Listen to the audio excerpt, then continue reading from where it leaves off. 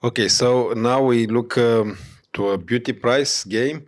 You played against Against Miguel Quinteros, Miguel the Quinteros. same grandmaster from Argentina. And it was Benoni again. He played Benoni. Knight g3 takes. e4, g6, bishop d3, bishop g7, knight g2. Well, this is a little bit rare in this time. Was a very popular variation because in some Olympic game, the English player Penrose could beat Grandmaster Tal. That was one of the biggest surprises in that time, And because Tal lost in very, tactical way, everybody was very impressed, and the variation became very popular for white. Tal played with black. With black, yes. With black, yes. okay. Well, in that time, that was home analysis, very unclear, very complicated, but very good for white. And I think even now the game is okay for white to play like this, And okay, now rook e8, knight g3. Well, the knight comes through e2 to g3, and the idea later on is to play immediately f4, queen f3, and try to give, if necessary, a pawn by playing e5, and then when black takes the pawn in e5, to advance the other pawn in f5. This is the idea, to play positionally, becoming a very strong tactical chance against the black's king. We'll see. Everything is almost forced. It's a variation which is forced for white, So a6, he prepares counterplay on the other side, as usual. So a4, queen c7. Black wants to play very quickly c4 and put a piece on e5 or on c5. That is the idea. So queen c7. And now h3, yeah, bishop c2, knight bd7, f4, rook b8, bishop e3, knight c5, queen f3. Well, as I told you before, everything is more or less forced. I mean, the idea for black is also good. I mean, that was the idea from Tal, right? The same position. They had the same position. So now at the 7, queen f2. Now he gives you the move. Now, if you want something, you have to play b5, later on, of course. So b5, takes him b5, takes him b5, and now e5. So the idea is that he plays e5, giving his knights the possibility to come to e4. The best position for white is to have a knight in e4. So after e5, he plays b4, of course, now, knight e4. Now he takes in e4, takes with the knight.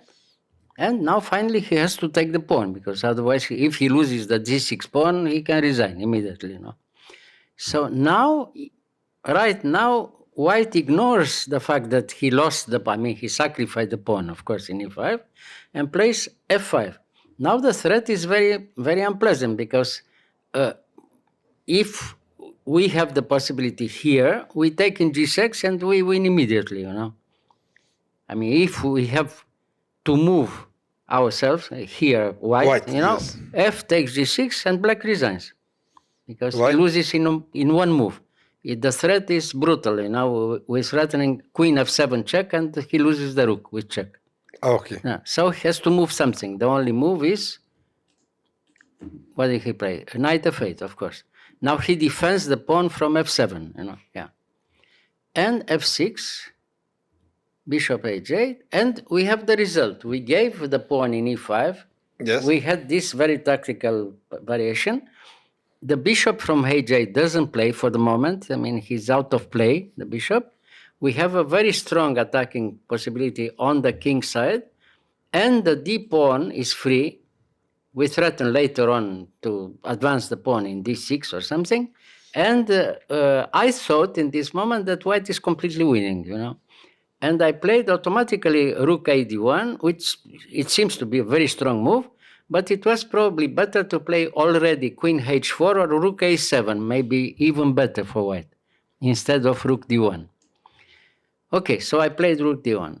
So after bishop f5, that is the best possibility because he has time, in one move, he has time to trade the bishop in e4. I mean, white is better, but it's not so clear. If we could stay with the knight in e4, was even stronger, you know. Yeah. So therefore, the queen h4 probably was almost decisive, you know. Why? Why? Because he doesn't have time to play in f5 because probably we can take in f5. We give the exchange. With We give the exchange and there is a fantastic attack for white later on, you know. So here we have to accept the fact that he has time to take in e4 and we are better, but it's not still is not winning. It's much better for white, but still not winning. Yeah. He has some tactical counterplay here. He pushed the pawn. So we have to move bishop e1. Now he takes in e4. We take there. And c3, you know, of course. I mean, at least he has a free pawn. The b pawn is free. Even if we, you know, control the square from b1, it's not a threat. But at least he has a good pawn on b3, you know. I mean, good counterplay. So we played d6. Maybe it was even better to take immediately in c3 because after d6, the pawn looks very threatening, but he has later on the possibility to move the knight in e6, you know. To get out. Yeah, so maybe it was better to play immediately b takes e3. But okay, we have the game. Now we took in d3, he took with the queen, and we propose to trade queens because our pawn from d6 is very, very strong. And for the moment, he plays without a piece. The bishop from h8 doesn't play, you know, for the moment, you know. So, of course, he doesn't trade queens, of course. Bishop d5, but now is very tactical. Again, the position, you know, has to be very careful here. You know. So, queen b5, good move. I mean, he controls the white squares, you know, in d7. So we block the position. The bishop is out of play for the moment, you know. He can't take the pawn because he loses the queen after bishop takes f7 check.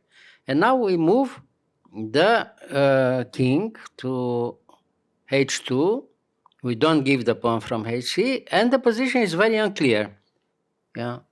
He can hope a little bit. You see, the pawn is free for the moment, you know. And we have to decide what to do with white, you know. We have very strong position, but how can we win, you know? The position is more or less passive, of course, but strong enough to resist for black, you know, it seems. So, right, we played rook b1. We give him the chance, and he found this move, h6, to try to open a little bit the game, you know. Now you have to accept the fact that he can play later on maybe knight h7, attacking twice in g5, or accept the fact that you open the game playing against your own idea. I mean, the whole game we tried to block the bishop from h8. Yeah. Now, if we take in h6, we give a chance to free the bishop later on, you know. Yeah. So I took in h6 because it's a very complicated position where white has a very good tactical chance, you know. We have very strong attacking chances now, you know. So I took in h6, and the game becomes very interesting from now on, you know. So after knight wasn't better the knight to go on he h7? Could play knight h7, but after knight h7, I could play maybe queen g2, and we attack the pawn from g6 immediately, and it's very unclear, you know.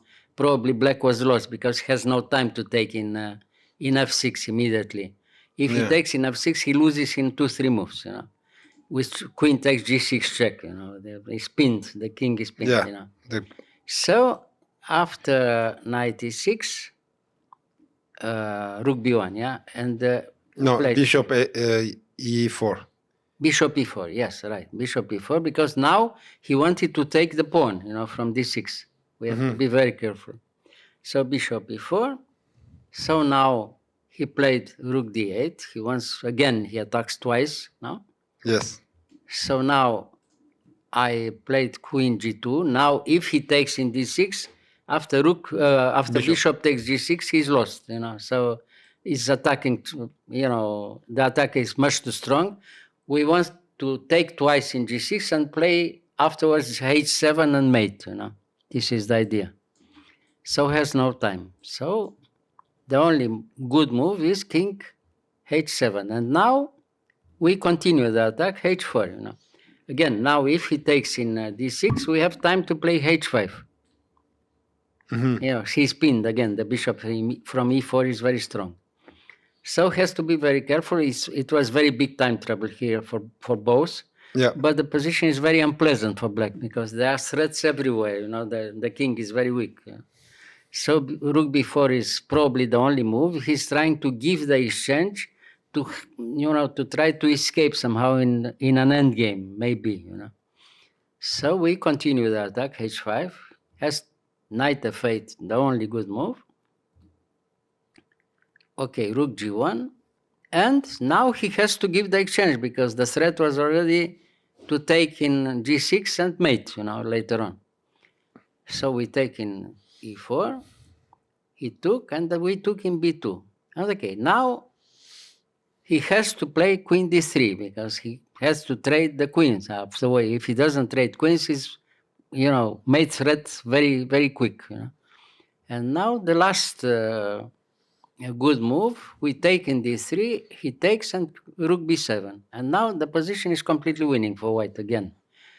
The continuation is forced. He doesn't have time to take in f6 because he loses the bishop with check in f7. He has to take in e3. So in bishop takes f6, rook takes f7 check and resigns. So he cannot take his here. Okay. Yeah. So rook takes, f7 check, king g8 takes in, and now is a very funny position. Look, we have 3 pawns. Yeah. And that wins by force. If he takes now in g6, we move the rook, and afterwards he loses by force the knight. Pinned on the g file. If he takes like that. Yes, we move the rook, and he loses the knight. Okay, so now he moved the rook. Well, he could resign, but he played knight rook f3, yes. And now I took in f7 in f8, and he resigned because he's forced. Now he has to take, and the variation could be like this: g7 check. Now he must take there. We take with f check, yeah. Now king g8 and h7 check and queen, later on. And mate, of course. Yeah. Very beautiful game, beauty price, Yeah. But very complicated game. I made it complicated because I didn't play in one moment the best move, maybe queen h4, But the game was very exciting, finally, Very nice attacking chances at the end, Yes. And that decided very nicely. And very funny, yes. With very those... funny. The end position, the last position was very funny, Well, white could win also by playing immediately g7 without taking in f8. You could play g7, that wins also, So here yeah, g7? g7 wins also, Because now you have to move something, but what to do? You have to move only the knight, because otherwise you resign in one move. Rook takes f8, And now we take with check in, And now we move something. Rook, for instance, the other rook in g7 or something, but the other one was more interesting. That wins also more nicely. But even here was completely winning for white, you see. Yes, true. That was very funny because the bishop is in h8 until the end, It was there. You stayed there. Until the end, he stayed in h8, And it was therefore was very funny. Yeah, true. Thank you. But,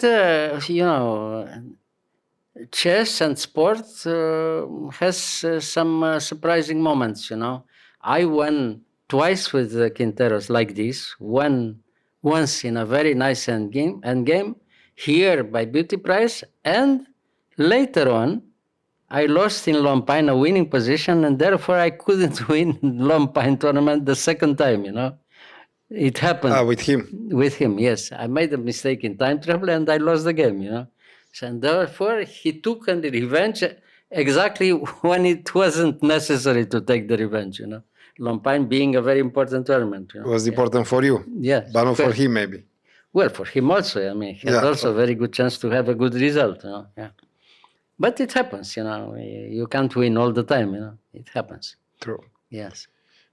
Okay. Thank you, Mr. Right. Gheorghiu. You are.